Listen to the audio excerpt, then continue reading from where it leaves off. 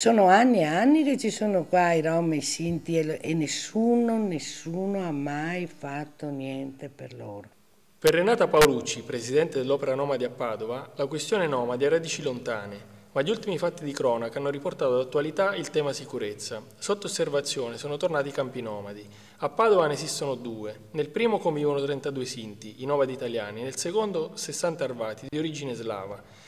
Ma spesso si fa confusione. Questo è il punto di vista dei Sinti di Via Tassinari. Cioè, quelle che non conosce la vita del Sinto e il Rom, noi negri, africani, romeni, russi, cioè siamo tutti la stessa categoria. I romeni ci sono sempre stati in Italia, ci sono sempre stati quelli che fanno del bene e fanno del male. È come il governo, c'è quello bravo e quello no, è come quello che abita in un palazzo. Adesso in un palazzo c'è uno che ammazza una persona, prendono solo quello, non è che prendono tutto il palazzo.